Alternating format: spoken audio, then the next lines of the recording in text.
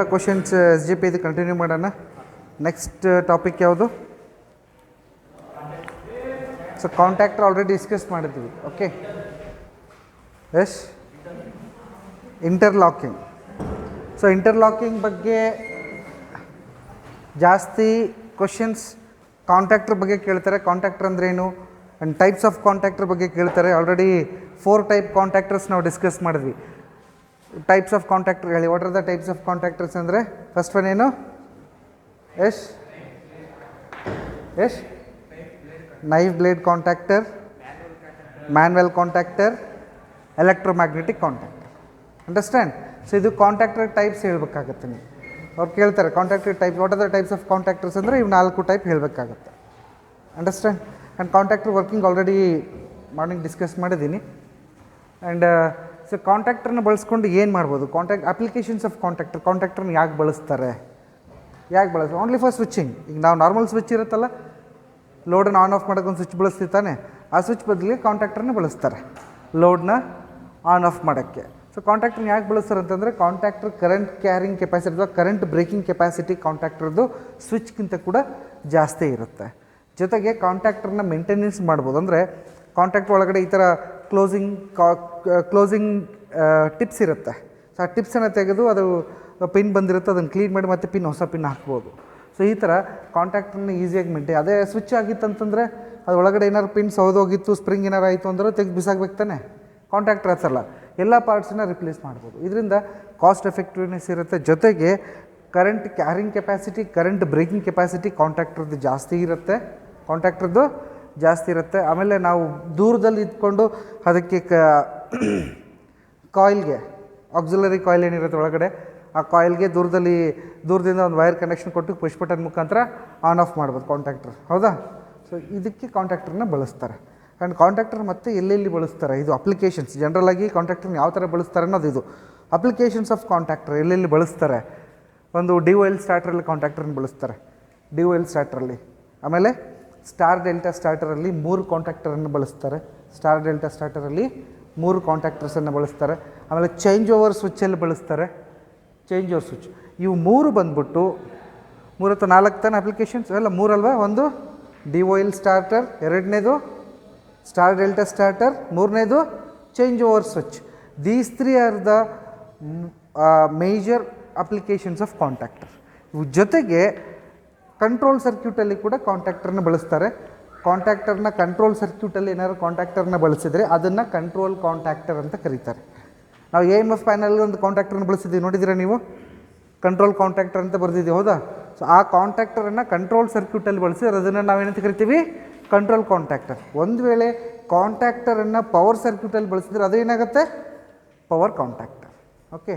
So next question, contactor coil ಯಾವ rating ಇರುತ್ತೆ? Voltage rating.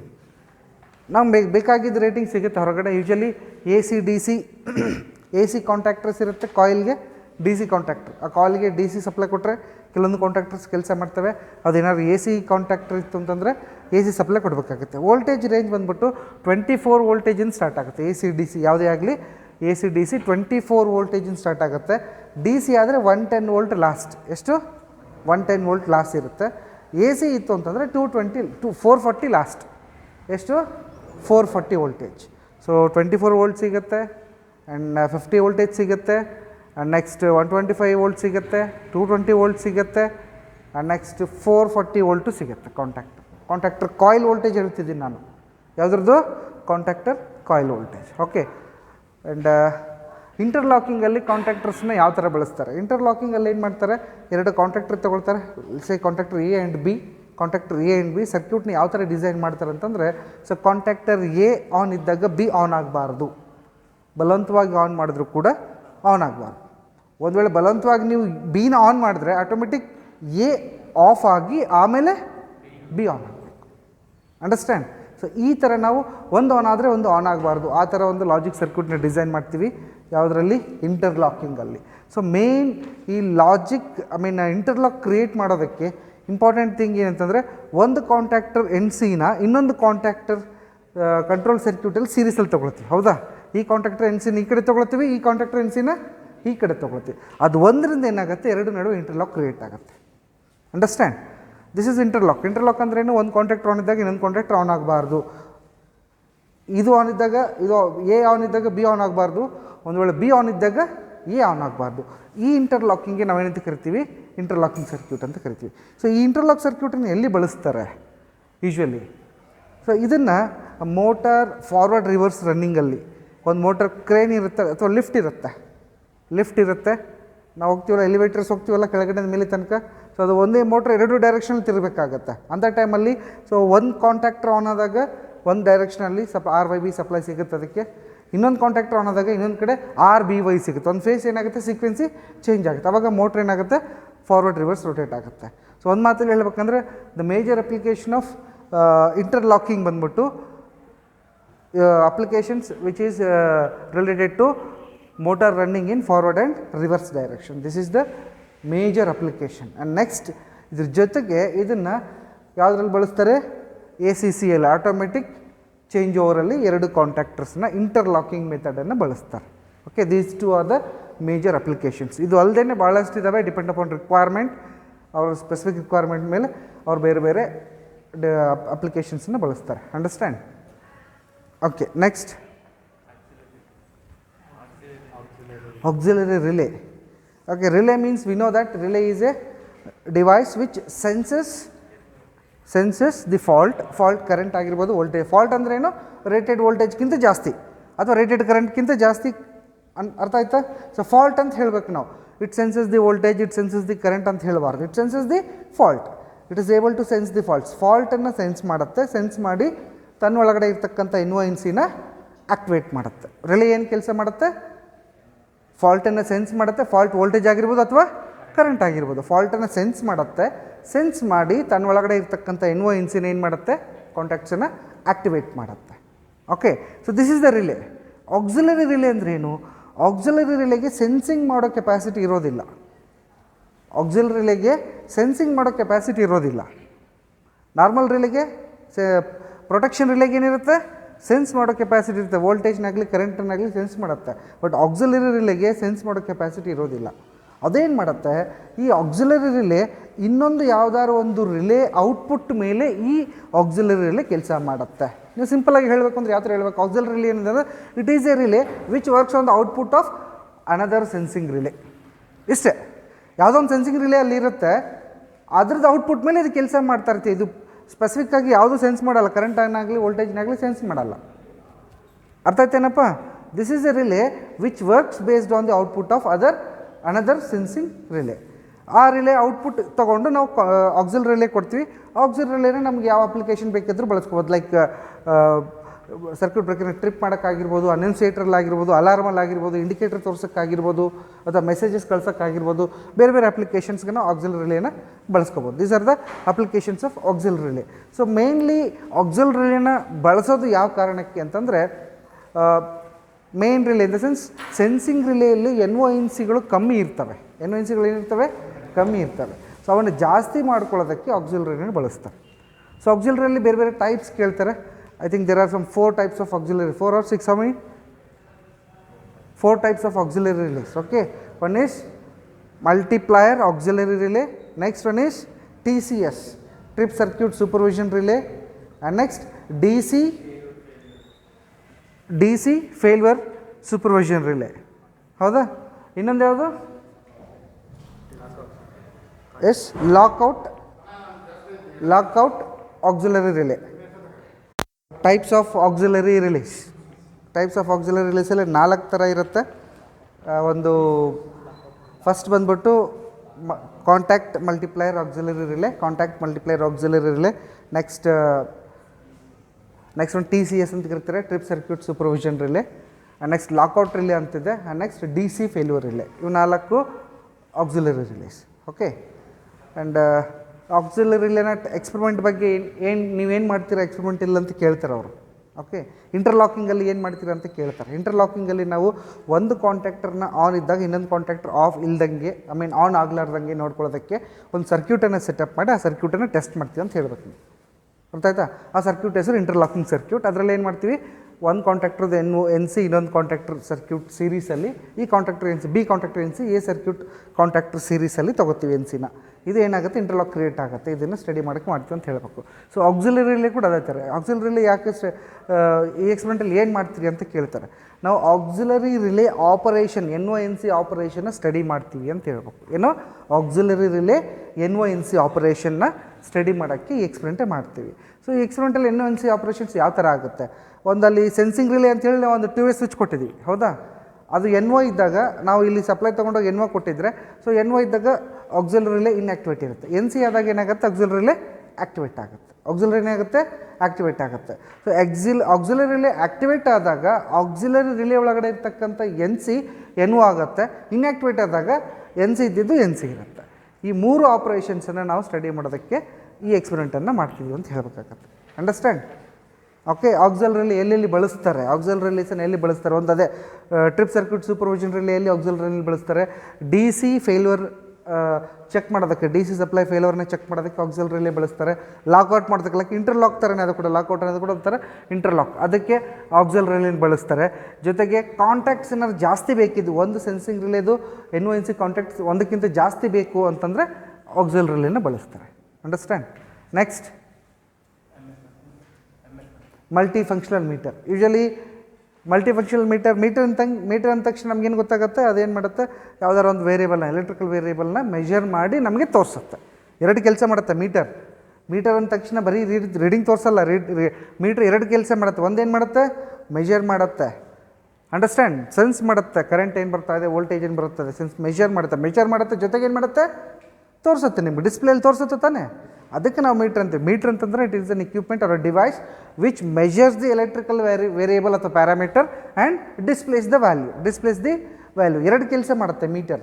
Measure ಮಾಡುತ್ತೆ, ಜೊತೆಗೆ ಆ ವ್ಯಾಲ್ಯೂನ, ಮ್ಯಾಗ್ನಿಟ್ಯೂಡನ್ನು ಡಿಸ್ಪ್ಲೇ ಮಾಡುತ್ತೆ. ವ್ಯಾಲ್ಯೂ ಅನ್ಬೋದು, ಪ್ಯಾರಾಮೀಟರ್ ಅನ್ಬೋದು, ಅಥವಾ ಮ್ಯಾಗ್ನಿಟ್ಯೂಡ್ ಏನಾರು ಅನ್ಬೋದು. ಓಕೆ, ಡಿಸ್ಪ್ಲೇ ಮಾಡುತ್ತೆ. ಈಗ ಒಂದೊಂದು ಯೂಶಲಿ ನಾವು ವೋಲ್ಟ್ ಮೀಟರ್, ಮೀಟರ್ ಇರುತ್ತೆ, ಬೇರೆ ಮೀಟರ್, ಡಿಫ್ರೆಂಟ್ ಮೀಟರ್ಸ್ ನೋಡಿದ್ದೀವಿ. ಇದೇನು ಮಲ್ಟಿ ಫಂಕ್ಷನಲ್ ಮೀಟರ್ ಅಂತಂದರೆ, ಈಗ ಮೀಟರ್ ಅಂದರೆ ಕೇವಲ ಕರೆಂಟನ್ನು ಮೆಷರ್ ಮಾಡುತ್ತೆ, ಕರೆಂಟನ್ನು ತೋರಿಸುತ್ತೆ. ವೋಲ್ಟ್ ಮೀಟರ್ ಅಂದರೆ ವೋಲ್ಟೇಜ್ನ ಮೆಷರ್ ಮಾಡುತ್ತೆ, ವೋಲ್ಟೇಜ್ನ ಡಿಸ್ಪ್ಲೇ ಮಾಡುತ್ತೆ. ಬಟ್ ಇದು ಮಲ್ಟಿ ಫಂಕ್ಷನ್ ಮೀಟರ್ ಅಂತಂದರೆ ಒಂದಕ್ಕಿಂತ ಜಾಸ್ತಿ ಪ್ಯಾರಾಮೀಟರ್ಸ್ ಲೈಕ್ ಕರೆಂಟ್, ವೋಲ್ಟೇಜ್ ಮತ್ತು ಫ್ರೀಕ್ವೆನ್ಸಿ. ಈಗ ನಮ್ಮ ಲ್ಯಾಬಲ್ಲಿ ಇರ್ತಕ್ಕಂಥ ಮಲ್ಟಿ ಫಂಕ್ಷನಲ್ ಮೀಟರ್ ಏನು ಮಾಡುತ್ತೆ, 3 ವೇರಿಯೇಬಲ್ಸ್ನ ಮೆಷರ್ ಮಾಡುತ್ತೆ, 3 ವೇರಿಯೇಬಲ್ಸ್ನ ಡಿಸ್ಪ್ಲೇ ಮಾಡುತ್ತೆ. ಸೊ ಮಲ್ಟಿ ಫಂಕ್ಷನಲ್ ಮೀಟರ್ ಅಂದರೆ ಏನು, ಪ್ರಶ್ನೆ ಏನು? Multi functional meter, what is multi functional meter ಅಂತಂದರೆ, it is an a meter which measures more than 1 variable ಅಥವಾ more than 1 electrical parameter and displays it. More than 1, ಒಂದಕ್ಕಿಂತ ಜಾಸ್ತಿ. ಈಗ ನಮ್ಮ ಹತ್ರ ಇರೋದು 3 ಮಾಡುತ್ತೆ. ಯಾವುದ್ಯಾವುದು? Voltage, current and frequency. ಈ 3 3 ಫೇಸ್ ಸಪ್ಲೈಲಿ ಇರ್ತಕ್ಕಂಥ ಈ 3 ಮೆಷರ್ ಮಾಡುತ್ತೆ, ಜೊತೆಗೆ ನಮಗೆ ಡಿಸ್ಪ್ಲೇ ಕೂಡ ಮಾಡುತ್ತೆ. This is the multi functional meter. ಏನು ಕೆಲಸ ಮಾಡುತ್ತೆ? Usually function of multi functional meter which is use to measure and display the electrical parameters. ನಿಮ್ಮ ಪ್ರಶ್ನೆ ಕೇಳ್ತಾರೆ, ಎಲೆಕ್ಟ್ರಿಕಲ್ ಪ್ಯಾರಾಮೀಟರ್ಸ್ ಅಂದ ತಕ್ಷಣ ಎಲೆಕ್ಟ್ರಿಕಲ್ ಪ್ಯಾರಾಮೀಟರ್ಸ್ ಯಾವ ಹೇಳಪ್ಪ ಅಂತ ಕೇಳ್ತಾರೆ. So electrical parameters voltage, current, frequency, okay, and next power factor, energy that is KWH and power KW, this are all ಅವ್ರ KVA, ಇವೆಲ್ಲವೂ ಕೂಡ ಎಲೆಕ್ಟ್ರಿಕಲ್ ಪ್ಯಾರಾಮೀಟರ್ಸ್. ಅಂಡರ್ಸ್ಟ್ಯಾಂಡ್? ನೆಕ್ಸ್ಟ್, ಇದು ಮಲ್ಟಿ ಫಂಕ್ಷನಲ್ ಮೀಟರ್ ಯಾವ ಥರ ಕನೆಕ್ಷನ್ ಮಾಡ್ತಾರೆ? ಸೊ ಮಲ್ಟಿ ಫಂಕ್ಷನಲ್ ಮೀಟರ್ಗೆ 2 sensing ಇರುತ್ತೆ. ಒಂದು ಕರೆಂಟ್ ಸೆನ್ಸಿಂಗ್, ಇನ್ನೊಂದು ವೋಲ್ಟೇಜ್ ಸೆನ್ಸಿಂಗ್. ಕರೆಂಟ್ ಸೆನ್ಸಿಂಗ್ ಒಂದಿರುತ್ತೆ, voltage sensing. So current sensing ನಾವು S1 S2 ಅಂತ ಕರಿತೀವಿ ತಾನೆ. ಕರೆಂಟ್ ಸೆನ್ಸಿಂಗ್ ಪಾಯಿಂಟ್ಸ್ಗೆ, ಟರ್ಮಿನಲ್ಸ್ಗೆ S1 S2 ಅಂತ ಕರಿತೀವಿ. ವೋಲ್ಟೇಜ್ ಸೆನ್ಸಿಂಗಿಗೆ RYB ಅಂತ ಕರಿತೀವಿ, RYB and neutral. So voltage sensing, current sensing 2 ಇರುತ್ತೆ ಮಲ್ಟಿ ಫಂಕ್ಷನಲ್ ಮೀಟ್ರಲ್ಲಿ. ಕರೆಂಟ್ ಸೆನ್ಸಿಂಗನ್ನು ನಾವು ಡೈರೆಕ್ಟಾಗಿ ಕನೆಕ್ಟ್ ಮಾಡ್ತೇವೆ, ವಿತ್ CT ಕನೆಕ್ಟ್ ಮಾಡ್ತೀವಿ. ವಿತ್ CT ಕನೆಕ್ಟ್ ಮಾಡಿ ಆಮೇಲೆ ತೊಗೊಂಡೋಗಿ S1 S2ಗೆ ಮೀಟ್ರ್ ಕನೆಕ್ಟ್ ಮಾಡ್ತೀವಿ ತಾನೆ. ಯಾಕೆಂದರೆ CT ಏನು ಮಾಡುತ್ತೆ, ಹೈ ಕರೆಂಟನ್ನು ಲೋ ಕರೆಂಟಿಗೆ ಕನ್ವರ್ಟ್ ಮಾಡುತ್ತೆ. CTನ ಹೇಗೆ ಬಳಸ್ತಾರೆ? ಕರೆಂಟ್ ಮೆಷರ್ ಮಾಡೋದಕ್ಕೆ. ಹೈ ಕರೆಂಟನ್ನು ಲೋವರ್ ಲೆವೆಲ್ ಕರೆಂಟಲ್ಲಿ ಮೆಷರ್ ಮಾಡೋದಕ್ಕೆ CTನ ಬಳಸ್ತಾರೆ. ಆ್ಯಂಡ್ RYBನ ನ್ಯೂಟ್ರಲ್ನ ಡೈರೆಕ್ಟಾಗಿ ತೊಗೊಂಡೋಗಿ RYB ಕನೆಕ್ಟ್ ಮಾಡಿದ್ದೀವಿ ತಾನೇ ನಾವು. ಯಾಕೆ ಕನೆಕ್ಟ್ ಮಾಡಿದೆ ಅಂದರೆ ಅಲ್ಲಿ ಲೋವರ್ ವೋಲ್ಟೇಜ್ ಇದೆ, ಅದರ 440 ವೋಲ್ಟ್ ಮಾತ್ರ ಇದೆ, ಹಾಗಾಗಿ ನಾವು ಡೈರೆಕ್ಟ್ ಕನೆಕ್ಟ್ ಮಾಡಿದ್ವಿ. ಒಂದು ವೇಳೆ ವೋಲ್ಟೇಜ್ 11 kV ಇತ್ತಂದರೆ ಡೈರೆಕ್ಟ್ ಕನೆಕ್ಟ್ ಮಾಡೋಕ್ಕಾಗತ್ತಾ? ಇಲ್ಲ. ಏನು ಮಾಡಬೇಕಾಗತ್ತೆ? ಇಲ್ಲಿ ಯಾವ ಥರ ಕರೆಂಟ್ ರಿಡ್ಯೂಸ್ ಮಾಡೋದಕ್ಕೆ CT ಬಳಸ್ತಿದ್ದೀವೋ, ಇಲ್ಲಿ ವೋಲ್ಟೇಜ್ ರಿಡ್ಯೂಸ್ ಮಾಡೋದಕ್ಕೆ PT ಬಳಸ್ತೀವಿ, ಪೊಟೆನ್ಷಿಯಲ್ ಟ್ರಾನ್ಸ್ಫಾರ್ಮರ್. CT ಅಂದ್ರೇನು? Current transfer. PT ಅಂದ್ರೇನು? ಪೊಟೆನ್ಷಿಯಲ್ ಟ್ರಾನ್ಸ್ಫಾರ್ಮರ್ನ ಬಳಸ್ತೀವಿ ನಾವು. ಅಂಡರ್ಸ್ಟ್ಯಾಂಡ್? ಪೊಟೆನ್ಷಿಯಲ್ ಟ್ರಾನ್ಸ್ಫಾರ್ಮರ್ನ ಬಳಸ್ಕೊಂಡು ಅಲ್ಲಿ 11 kVನ 440 ವೋಲ್ಟಿಗೆ ಕಮ್ಮಿ ಮಾಡಿ, ಕನ್ವರ್ಟ್ ಮಾಡಿ ಅಥವಾ ರಿಡ್ಯೂಸ್ ಮಾಡಿ, ಅದನ್ನು ತೊಗೊಂಡೋಗಿ multi functional meter voltage sensing RYB ನ್ಯೂಟ್ರಲ್ಗೆ ಕನೆಕ್ಟ್ ಮಾಡ್ತೀವಿ. Understand? Okay, next V M D voltage monitoring device. V M D ಅಥವಾ ಎ ಎಮ್ ಎಫ್ ಪ್ಯಾನಲ್ ತಾನೆ. ಎ ಎಮ್ ಎಫ್ ಪ್ಯಾನಲ್ ಅಂತ ಕರೀತಾರೆ. Auto mains failure panel. Auto mains failure panel A M F panel ಅಂದರೆ. So ಕಂಪನಿಗಳಲ್ಲಿ ಏನಾಗುತ್ತೆ, usually ಜನ್ರೇಟರ್ಸನ್ನ supply ಹೋದ್ಮೇಲೆ ಜನ್ರೇಟರ್ಸ್ನ on ಮಾಡೋದು ಮತ್ತು ಜನ್ರೇಟ್ರಲ್ಲಿ ಡೀಸೆಲ್ ಮೇಂಟೈನ್ ಮಾಡೋದು ಅಥವಾ ಸಿಂಕ್ರೊನೈಸ್ ಮಾಡೋದು ಇವೆಲ್ಲ ದೊಡ್ಡ ಟಾಸ್ಕ್ ಇರುತ್ತೆ. ಸಡನ್ನಾಗಿ ಸಪ್ಲೈ ಹೋಗ್ಬಿಡುತ್ತೆ, ಅಲ್ಲೇ ಒಂದು ಡಿಪಾರ್ಟ್ಮೆಂಟ್ ಎಲ್ಲ ಸುಮಾರು ಜನ ಎಂಪ್ಲಾಯ್ಸ್ ಅಲ್ಲೇ ಡೆಪ್ಯೂಟ್ ಮಾಡಬೇಕಾಗತ್ತೆ.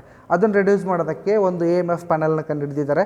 ಅದೇನು ಆಟೋ ಮೇನ್ಸ್ ಫೇಲ್ಯೂರ್ ಪ್ಯಾನಲ್. ಅದೇನು ಮಾಡುತ್ತೆ, ಕೆ ವಿ ಸಪ್ಲೈ ಹೋಗಿದ ತಕ್ಷಣ ಆ ಪ್ಯಾನಲಲ್ಲಿ ಕಂಟ್ರೋಲ್ ಸರ್ಕ್ಯೂಟ್ನ ಯಾವ ಥರ ಡಿಸೈನ್ ಮಾಡಿರ್ತಾರೆ ಅಂತಂದರೆ, ಕೆ ವಿ ಸಪ್ಲೈ ಹೋಗಿದ ತಕ್ಷಣ ಅದು ಜನ್ರೇಟ್ರನ್ನ ಆನ್ ಮಾಡುತ್ತೆ. ಜನ್ರೇಟ್ರ್ ಆನ್ ಆದಮೇಲೆ ಜನ್ರೇಟ್ರ್ ಸಪ್ಲೈ ಎಲ್ಲ ಸ್ಟಡಿ ಆದಮೇಲೆ ವೋಲ್ಟೇಜ್ ಏನಾಗುತ್ತೆ, ಜನ್ರೇಟ್ರ್ ಆನ್ ಮಾಡಿದಾಗ ಸಡನ್ನಾಗಿ 440 ವೋಲ್ಟ್ ಆಗೋದಿಲ್ಲ. ಜನ್ರೇಟರ್ ಸ್ಲೋಲಿ ತಿರುಗಿ ಫಾಸ್ಟ್ ಆಗುತ್ತೆ ತಾನೆ. ಕಾನ್ಸ್ಟೆಂಟ್ ಸ್ಪೀಡ್ ಬಂದಮೇಲೆ ಅವಾಗ ವೋಲ್ಟೇಜ್ ನಮಗೆ ಕರೆಕ್ಟ್ ಸಿಗೋದು. ಅಲ್ಲಿ ತನಕ ನಿಧಾನಕ್ಕೆ ವೋಲ್ಟೇಜ್ ಜಾಸ್ತಿ ಆಗ್ತಾ ಹೋಗುತ್ತೆ. 0ಇಂದ ಮೆಲ್ಲಿಗೆ ಜಾಸ್ತಿ ಆಗಿ ಏನಾಗುತ್ತೆ 440 ವೋಲ್ಟ್ಸ್ ಬರುತ್ತೆ. ಆವಾಗ ನಾವೇನು ಮಾಡ್ತೀವಿ, ಬ್ರೇಕರ್ನ ಆನ್ ಮಾಡ್ಕೋಬೇಕು. ಸೊ ಇವೆಲ್ಲ ಪ್ರೋಸೆಸ್ಸನ್ನು ಒಂದು ಕಂಟ್ರೋಲ್ ಪ್ಯಾನಲ್ ಮಾಡುತ್ತೆ. ಅದಕ್ಕೆ ಏನಂತ ಕರಿತೀವಿ ನಾವು, A M F panel, auto mains failure panel. ಯಾವಾಗ ಕೆ ಬಿ ಸಪ್ಲೈ ಆಫ್ ಆಗುತ್ತೆ, ಕೆ ಬಿ ಸಪ್ಲೈಲಿ ಏನಾದ್ರು ಫಾಲ್ಟ್ ಆಗಿ ಲೋ ವೋಲ್ಟೇಜ್ ಆಗಿ ಅಥವಾ ಸಿಂಗಲ್ ಫೇಸಿಂಗ್ ಆಗಿ ಅಥವಾ ಸಪ್ಲೈ ಹೋಗಿರುತ್ತೆ, ಏನೊಂದು ಸಪ್ಲೈ ಇರಲಿಕ್ಕಿಲ್ಲ ಅಂತಂದರೆ ಅವಾಗ ಏನು ಮಾಡುತ್ತೆ, ಈ ಎ ಎಮ್ ಎಫ್ ಪ್ಯಾನಲ್ ಮಾಡುತ್ತೆ, ಜನ್ರೇಟರ್ನ ಸ್ಟಾರ್ಟ್ ಮಾಡುತ್ತೆ, ಡೀಸೆಲ್ ಜನ್ರೇಟರ್ನ ಸ್ಟಾರ್ಟ್ ಮಾಡುತ್ತೆ. ಸ್ಟಾರ್ಟ್ ಮಾಡಿ ಅದು ಹೆಲ್ದಿ ವೋಲ್ಟೇಜ್ ಲೆವೆಲ್ಗೆ ಬಂದಮೇಲೆ ಕೆ ಬಿ ಸರ್ಕ್ಯೂಟ್ ಬ್ರೇಕರ್ನ ಅಥವಾ ಕೆ ಬಿ ಕಾಂಟ್ಯಾಕ್ಟರ್ನ ಆಫ್ ಮಾಡಿ ಡಿ ಜಿ ಕಾಂಟ್ಯಾಕ್ಟರ್ ಆನ್ ಮಾಡಿ ಡಿ ಜಿ ಮೇಲೆ ಲೋಡ್ಗೆ ಸಪ್ಲೈ ಕನೆಕ್ಟ್ ಮಾಡುತ್ತೆ. ಯಾವಾಗ ಮತ್ತೆ ಪುನಃ ಕೆ ಬಿ ಸಪ್ಲೈ ಬರುತ್ತೆ ಆವಾಗ ನೋಡುತ್ತೆ, ಚೆಕ್ ಮಾಡುತ್ತೆ ಕೆ ವಿ ಸಪ್ಲೈ ಕರೆಕ್ಟ್ ಇದೆಯಾ ಇಲ್ವಾ, ಹೆಲ್ದಿ ಇದೆಯಾ ಇಲ್ವಾ, ವೋಲ್ಟೇಜ್ ಲೆವೆಲ್ ಕರೆಕ್ಟ್ ಇದೆಯಾ ಇಲ್ಲ ಅಂತ ಚೆಕ್ ಮಾಡುತ್ತೆ. ಚೆಕ್ ಮಾಡಿದ ಕರೆಕ್ಟ್ ಇದೆ ಅಂತ ಅಂದಮೇಲೆ ಅವಾಗ ಏನು ಮಾಡುತ್ತೆ, ಕೆ ಬಿ ಕಾಂಟ್ಯಾಕ್ಟರ್ನ ಅಥವಾ ಬ್ರೇಕರ್ನ ಆಫ್ ಮಾಡಿ ಡಿ ಜಿದು ಆಫ್ ಮಾಡಿ ಕೆ ಬಿ ಸರ್ಕ್ಯೂಟ್ ಬ್ರೇಕರ್ ಅಥವಾ ಕಾಂಟ್ಯಾಕ್ಟರ್ನ ಆನ್ ಮಾಡಿ ಕೆ ಬಿ ಮೇಲೆ ಸಪ್ಲೈ ಕೊಡುತ್ತೆ. ಯಾವುದಕ್ಕೆ, ಲೋಡ್ಗೆ. ಜೊತೆಗೆ ಒಂದು 5 ನಿಮಿಷ ವೆಯ್ಟ್ ಮಾಡುತ್ತೆ. ಜನ್ರೇಟರ್ನ ಆಫ್ ಮಾಡಲ್ಲ, ಜನ್ರೇಟರ್ನ ಇಮಿಡಿಯೇಟಾಗಿ ಆಫ್ ಮಾಡೋದಿಲ್ಲ. ಒಂದು 5 ನಿಮಿಷ ವೆಯ್ಟ್ ಮಾಡೋದು. 5-10 ನಿಮಿಷ ನಾವು ಸೆಟ್ ಮಾಡ್ಬೋದು, 10 ಮಿನಿಟ್ಸ್ ಅಂತ ಟೈಮ್ ಸೆಟ್ ಮಾಡಬೇಕು. ಸೊ ಪ್ಯಾನಲ್ ಕಂಟ್ರೋಲ್ ಮಾಡುತ್ತೆ. ಒಂದು 5-10 ನಿಮಿಷ ವೆಯ್ಟ್ ಮಾಡುತ್ತೆ. ಜನ್ರೇಟರ್ ಹಾಗೆ ಕಂಟಿನ್ಯೂ ಒಂದು 10 ನಿಮಿಷ ರನ್ನಿಂಗ್ ಆಗ್ತಾ ಇರುತ್ತೆ. ಸೊ ಕೆ ವಿ ಸಪ್ಲೈ ಬಂದಮೇಲೆ ಅದು ಲೋಡಿಗೆ ಕೊಟ್ಟಾದ ಮೇಲೆ ಸ್ಟಡಿಯಾಗಿ ನಡೀತಾ ಇದೆ ಸಪ್ಲೈ, ತೊಂದರೆ ಏನಿಲ್ಲ ಅಂತಂದಮೇಲೆ 5-10 ನಿಮಿಷ ಆದಮೇಲೆ ಆವಾಗ ಜನ್ರೇಟರ್ ಆಫ್ ಆಗುತ್ತೆ. ಇಲ್ಲ ಮತ್ತೆ ಒಂದು 2 ನಿಮಿಷ ಇತ್ತು ಮತ್ತೆ ಕೆ ಬಿ ಸಪ್ಲೈ ಹೋಯಿತು ಅಂತಂದರೆ ಕೆ ಬಿ ಸಪ್ಲೈ ಆಫ್ ಮಾಡಿ ಡಿ ಜಿ ಸಪ್ಲೈನ ತಂತಾನೇ ಆನ್ ಮಾಡ್ಕೊಳ್ಳುತ್ತೆ. ಅಂಡರ್ಸ್ಟ್ಯಾಂಡ್. ಸೊ ಈ ಥರ ಎ ಎಮ್ ಎಫ್ ಪ್ಯಾನಲ್ ಕೆಲಸ ಮಾಡ್ತಾ ಇರುತ್ತೆ. ಮೇಜರ್ ಕಾಂಪೊನೆಂಟ್ಸ್ ಏನಿರುತ್ತೆ ಅದರಲ್ಲಿ contactors and control circuit, power circuit ಎರಡು ಇರುತ್ತೆ. ಜೊತೆಗೆ ಕಾಂಟ್ಯಾಕ್ಟರ್ಸ್ ಇರ್ತವೆ ಸ್ವಿಚ್ಚಿಂಗ್ ಮಾಡೋದಕ್ಕೆ. ಕಾಂಟ್ಯಾಕ್ಟರ್ಸ್ ಬಳಸ್ಬೋದು, ಇಲ್ಲ ಸರ್ಕ್ಯೂಟ್ ಬ್ರೇಕರ್ಸ್ ಕೂಡ ಬಳಸ್ಬೋದು. ಯಾವ ಬಳಸ್ಬೋದು, ಸರ್ಕ್ಯೂಟ್ ಬ್ರೇಕರ್. ಕಾಂಟ್ಯಾಕ್ಟರ್ ಆದರೆ ಬಳಸ್ಬೋದು, ಇಲ್ಲಾಂದರೆ ಅದ್ರ ಬದಲಿಗೆ ಸರ್ಕ್ಯೂಟ್ ಬ್ರೇಕರ್ ಕೂಡ ಬಳಸ್ಕೋಬೋದು. And next voltage monitoring device, V M D ಅಂದರೆ ವೋಲ್ಟೇಜಿನ ಮೆಜರ್ ಮಾಡೋದಕ್ಕೆ. ವೋಲ್ಟೇಜ್ ಎಷ್ಟಿದೆ, ಸಿಂಗಲ್ ಫೇಸ್ ವೋಲ್ಟೇಜ್ ಇದೆಯಾ, ಅಂಡರ್ ವೋಲ್ಟೇಜ್ ಇದೆ, ಓವರ್ ವೋಲ್ಟೇಜ್ ಇದೆಯಾ, ಹೆಲ್ದಿ ವೋಲ್ಟೇಜ್ ಅಂತ ಮೆಜರ್ ಮಾಡೋದಕ್ಕೆ ವೋಲ್ಟೇಜ್ ಮಾನಿಟರಿಂಗ್ ಡಿವೈಸ್ ಬೇಕಾಗುತ್ತೆ. ಯೂಶ್ವಲಿ ಈ ವೋಲ್ಟೇಜ್ ಮಾನಿಟರಿಂಗ್ ಡಿವೈಸ್ ಎರಡು ಕಡೆ ಮೆಜರ್ ಮಾಡ್ತಾರೆ. ಎಲ್ಲಿ, ಡಿ ಜಿ ಸಪ್ಲೈ ಮೇಲೂ ಮೆಜರ್ ಮಾಡ್ತಾರೆ, ಕೆ ಇ ಬಿ ಮೇಲೆ. ಬಟ್ ನಾವೇನು ಎಕ್ಸ್ಪೆರಿಮೆಂಟ್ ಮಾಡಿದ್ವಿ, ಕೇವಲ K E B supply measure ಮಾಡೋಕ್ಕೆ ಮಾತ್ರ ತೊಗೊಂಡಿದ್ದೀವಿ ತಾನೆ. ಇಲ್ಲಾಂದರೆ ಎರಡು ತೊಗೋಬೇಕು. Actually A M F panel ಏನಿತ್ತು, ಎರಡು ಇರ್ತವೆ. ಒಂದು ಡಿ ಜಿ ಸಪ್ಲೈನ ಮೆಜರ್ ಮಾಡ್ತಾ ಇರುತ್ತೆ, ಇನ್ನೊಂದು ಕೆ ಇ ಬಿ ಸಪ್ಲೈನ ಮೆಜರ್ ಮಾಡ್ತಾ ಇರುತ್ತೆ ಆ್ಯಕ್ಚುಲಿ. ಓಕೆ, ಬಟ್ ನಾವೇನು ಮಾಡಿದ್ವಿ, ಒಂದೇ ತೊಗೊಂಡಿದ್ವಿ. ಸೊ ವಿ ಎಮ್ ಡಿ ಯಾಕೆ, ವೋಲ್ಟೇಜ್ನ ಮಾನಿಟರ್ ಮಾಡೋದಕ್ಕೆ. Understand. This is A M F panel. Next S C C L almost same. A M F and A C C L same ಇರುತ್ತೆ. ಅದು ಸಣ್ಣ ಪ್ರಮಾಣದಲ್ಲಿ ಒಂದು ಸರ್ಕ್ಯೂಟ್ ಬ್ರೇಕರ್ ಥರ ಇರುತ್ತೆ. A C C L, auto change over with current limiter. It is A device which change over the load to D G and K B whichever is healthy. ಯಾವ್ದು healthy ಇರುತ್ತೆ ಅದಕ್ಕೆ ಲೋಡನ್ನು change ಮಾಡ್ತಾರೆ. ಅದರೊಳಗಡೆ ಕೂಡ ಸಣ್ಣ ಸಣ್ಣ ಕಾಂಟ್ಯಾಕ್ಟರ್ಗಳು ಇರ್ತವೆ. ಕಾಂಟ್ಯಾಕ್ಟ್ರಲ್ಲಿ exactly electro magnetic relies ಇರುತ್ತೆ. ಒಳಗಡೆ ಸಣ್ಣ ಸಣ್ಣ ರಿಲೇಸ್ ಇರ್ತವೆ. ಆ ರಿಲೇಸನ್ನು ಬಳಸ್ಕೊಂಡು ಕೆ ವಿ ಸಪ್ಲೈ ಇದ್ದರೆ ಕೆ ವಿ ಮೇಲೆ, ಡಿ ಜಿ ಸಪ್ಲೈ ಇದ್ದರೆ ಡಿ ಜಿ ಮೇಲೆ ಲೋಡನ್ನು ಚೇಂಜ್ ಮಾಡ್ತಾ ಇರುತ್ತೆ. ಅಂಡರ್ಸ್ಟ್ಯಾಂಡ್. ಜೊತೆಗೆ ಅದರಲ್ಲಿ ಸಣ್ಣದೊಂದು ಥರ್ಮಲ್ ರಿಲೇ ಕೂಡ ಇರುತ್ತೆ. ಒಳಗಡೆ ಒಂದು ಸಣ್ಣ ಥರ್ಮಲ್ ರಿಲೇ ಇರುತ್ತೆ. ಅದಕ್ಕೆ ನಾನು ಕರೆದು ಸಿ ಎಲ್ ಲಾಸ್ಟಿಗೆ ಕರೆಂಟ್ ಲಿಮಿಟರ್. ಕರೆಂಟ್ ಲಿಮಿಟರ್ ಅಂದ್ರೇನು, ಥರ್ಮಲ್ ರಿಲೇ. ಒಳಗಡೆ ಈ ಚೇಂಜ್ ಓವರ್ ಜೊತೆಗೆ ಒಂದು ಸಣ್ಣ ಥರ್ಮಲ್ ಓವರ್ಲೋಡ್ ರಿಲೇ ಕೂಡ ಇರುತ್ತೆ. ಕರೆಂಟ್ ಏನಾದ್ರು ಜಾಸ್ತಿ ಆಯ್ತು ಅಂತಂದರೆ ಸರಿ ಅದು ಟ್ರಿಪ್ ಆಗುತ್ತೆ. ಮತ್ತು ಕರೆಂಟ್ ಪುನಃ ಸರಿ ಹೋದ್ಮೇಲೆ ಏನಾಗುತ್ತೆ, ತಂತಾನೆ ಆಟೋಮೆಟಿಕ್ ಏನಾಗುತ್ತೆ, ರೀಸೆಟ್ ಆಗುತ್ತೆ. Understand. This is S C C L. Including this ಈ ಸಬ್ಸ್ಟೇಷನ್ ಬಗ್ಗೆ ಒಂದು ಸ್ವಲ್ಪ ಮಾಹಿತಿ ಏನು ಅಂತಂದರೆ, so substation I think theory ಬಗ್ಗೆ ಏನು ಹೇಳೋದು ಅವಶ್ಯಕತೆ ಇಲ್ಲ. Practically substation means it's an station which receives or sends the electrical power. Substation ಅಂದರೆ ಏನು ಅಂತಂದರೆ, it is a station which receives or sends the power. Power send ಮಾಡ್ತಕ್ಕಂಥ substations ಇದೆ, ಪವರ್ ರಿಸೀವ್ ಮಾಡ್ಕೊಳ್ತಕ್ಕಂಥ ಸಬ್ಸ್ಟೇಷನ್ಸ್ ಇದ್ದಾವೆ. ರಿಸೀವ್ ಮಾಡ್ಕೊಳ್ತಕ್ಕಂಥ ಸಬ್ಸ್ಟೇಷನ್ಸ್ಗೆ ರಿಸೀವಿಂಗ್ ಸ್ಟೇಷನ್ಸ್ ಅಂತ ಕರೀತಾರೆ. ಎಂದು ಕರೀತಾರೆ? Receiving stations. ಸೆಂಡ್ ಮಾಡ್ತಕ್ಕಂಥ ಸಬ್ಸ್ಟೇಷನ್ಗಳು ಡಿಸ್ಟ್ರಿಬ್ಯೂಷನ್ ಸಬ್ಸ್ಟೇಷನ್ಗಳಂತ ಕರೀತಾರೆ. ಡಿಸ್ಟ್ರಿಬ್ಯೂಷನ್ ಸ್ಟೇಷನ್ ಅಂತಲೂ ಕರೀತಾರೆ. ಓಕೆ, ರಿಸೀವ್ ಮಾಡ್ಕೊಳ್ಳೋದಕ್ಕೆ ರಿಸೀವಿಂಗ್ ಸಬ್ಸ್ಟೇಷನ್, ಸೆಂಡ್ ಮಾಡ್ಕೊಳ್ತಕ್ಕಂಥಕ್ಕೆ ಡಿಸ್ಟ್ರಿಬ್ಯೂಟಿಂಗ್ ಸಬ್ಸ್ಟೇಷನ್ ಅಂತ ಕರೀತಾರೆ. ಅಂಡರ್ಸ್ಟ್ಯಾಂಡ್? ಸೊ ಸಬ್ಸ್ಟೇಷನ್ಗಳಲ್ಲಿ ಈ ಸ್ವಿಚ್ಗೆ ಸಂಬಂಧಪಟ್ಟ ಮೆಟೀರಿಯಲ್ ಮೇಜರ್ ಇರೋದು ಸರ್ಕ್ಯೂಟ್ ಬ್ರೇಕರ್ಗಳು. Circuit breakers already circuit breakers ಯಾವ್ಯಾವ ಅಂತ ಡಿಸ್ಕಸ್ ಮಾಡಿದ್ವಿ. ಸಬ್ಸ್ಟೇಷನಲ್ಲಿ ACB air circuit breaker, VCB vacuum circuit breaker and SF6 circuit breaker ತುಂಬ ಜಾಸ್ತಿ ಬಳಸ್ತಾರೆ. ಆ್ಯಂಡ್ ಲೋಡ್ ಕಮ್ಮಿ ಇತ್ತು ಅಂತಂದರೆ ACB ಬಳಸ್ತಾರೆ. ಲೋಡ್ ಸ್ವಲ್ಪ ಜಾಸ್ತಿ ಇತ್ತು ಅಂತಂದರೆ VCB ಬಳಸ್ತಾರೆ. ಇನ್ನೂ ಜಾಸ್ತಿ ಇದೆ, ಹೈಯರ್ ಲೆವೆಲ್ ವೋಲ್ಟೇಜ್ ಇದೆ, ಲೈಕ್ 330 ವೋಲ್ಟೇಜ್ ಇದೆ, 330 kV ವೋಲ್ಟ್ ಇದೆ. ಓಕೆ, ಅಂಥ ಟೈಮಲ್ಲಿ SF6 ಸರ್ಕ್ಯೂಟ್ ಬ್ರೇಕರ್ಸನ್ನು ಬಳಸ್ತಾರೆ. ನೆಕ್ಸ್ಟ್ ಬಸ್ ಬಾರ್ ಸಿಸ್ಟಮ್ ಇರುತ್ತೆ. Okay, bus bar system. Next bus ducting ಅಂತ ಕರೀತಾರೆ, ಬಸ್ ಡಕ್ಟಿಂಗ್ ಸಿಸ್ಟಮ್ ಅಂತಿರುತ್ತೆ. ನೆಕ್ಸ್ಟ್ CTPTಗಳು, current transformer and potential transformer. ಸಬ್ಸ್ಟೇಷನಲ್ಲಿ ಆಲ್ಮೋಸ್ಟ್ ಎಲ್ಲ ಕಂಟ್ರೋಲ್ ವೋಲ್ಟೇಜ್, ಇಲ್ಲಿ ನಾವು ಎಕ್ಸ್ಪ್ಲೇನ್ ಮಾಡ್ಬೇಕಾದ್ರೆ ಕಂಟ್ರೋಲ್ ವೋಲ್ಟೇಜ್ ಏನು ಬೆಳೆಸಿದ್ದೀವಿ? 220 ವೋಲ್ಟ್ AC ತಾನೇ. ಬಟ್ ಸಬ್ಸ್ಟೇಷನಲ್ಲಿ ಕಂಟ್ರೋಲ್ ವೋಲ್ಟೇಜ್ ಎಲ್ಲವೂ ಕೂಡ 110 ವೋಲ್ಟ್ DCನೇ ಇರುತ್ತೆ. ಆ್ಯಂಡ್ ಆ ವೋಲ್ಟೇಜ್ ಸರಿ ಇದೆಯಾ ಇಲ್ಲ ಅಂತ ಚೆಕ್ ಮಾಡೋದಕ್ಕೆ DC ಫೇಲ್ಯೂರ್ ರಿಲೇನ ಬಳಸ್ತಾರೆ, auxiliary relay. DC failure auxiliary ರಿಲೇನ ಬಳಸ್ತಿರ್ತಾರೆ. ಆ್ಯಂಡ್ ಸರ್ಕ್ಯೂಟ್ ಬ್ರೇಕರ್ಗಳಿರ್ತವೆ ಸಬ್ಸ್ಟೇಷನಲ್ಲಿ. ಆ ಸರ್ಕ್ಯೂಟ್ ಬ್ರೇಕರ್ಗಳಿಗೆ ಟ್ರಿಪ್ ಮಾಡೋದಕ್ಕೆ ಒಂದು ಸರ್ಕ್ಯೂಟ್ ಕನೆಕ್ಷನ್ ಮಾಡಿರ್ತಾರೆ ತಾನೆ. ಆ ಸರ್ಕ್ಯೂಟ್ ಸರಿ ಇದೆಯಾ ಅಂತ ಚೆಕ್ ಮಾಡೋದಕ್ಕೆ ಟ್ರಿಪ್ ಸರ್ಕ್ಯೂಟ್ ಸೂಪರ್ವೈಷನ್ ರಿಲೇನ ಬಳಸ್ತಾರೆ. ಯಾವುದೇ ಒಂದು ಈಗ ಟ್ರಾನ್ಸ್ಫಾರ್ಮರ್ ಇದೆ, ಟ್ರಾನ್ಸ್ಫಾರ್ಮರ್ಗೆ ಒಂದು ಸರ್ಕ್ಯೂಟ್ ಬ್ರೇಕರ್ ಇರುತ್ತೆ.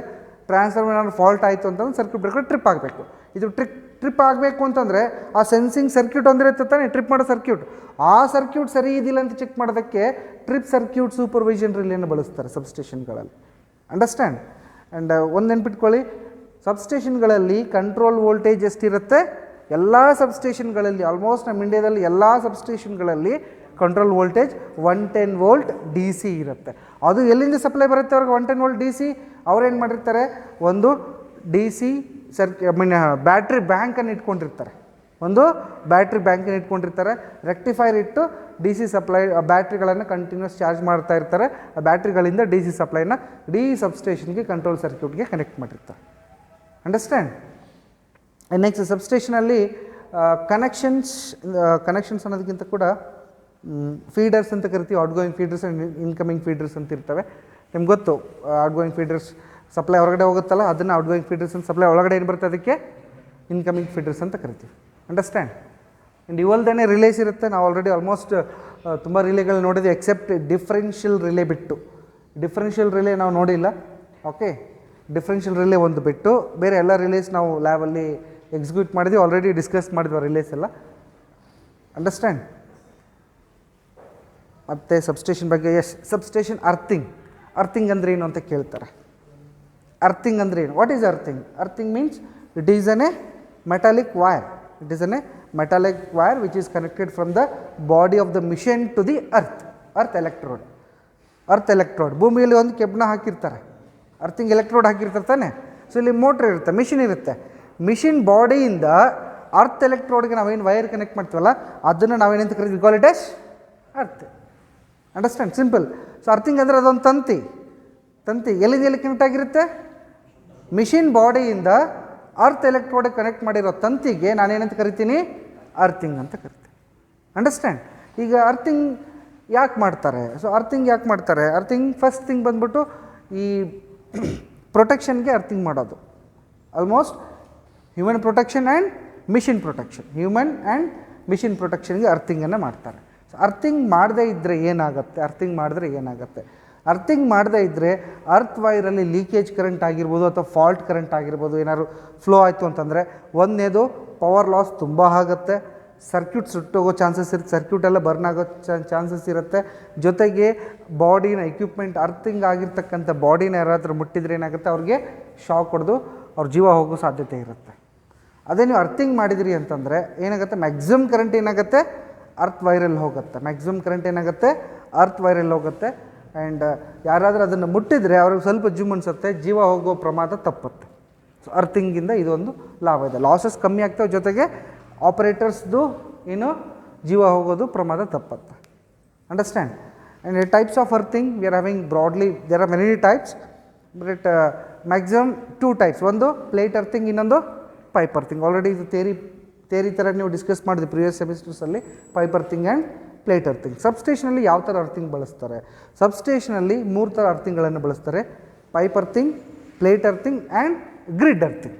Pipe, plate and grid earthing. Okay, so ಈ ಅರ್ಥಿಂಗ್ಗಳಲ್ಲಿ ಕೂಡ ಪ್ಲೇಟ್ ಅರ್ಥಿಂಗಲ್ಲಿ GI ಪ್ಲೇಟ್ ಅರ್ಥಿಂಗ್ ಇರುತ್ತೆ, ಕಾಪರ್ ಪ್ಲೇಟ್ ಅರ್ಥಿಂಗ್ ಇರುತ್ತೆ.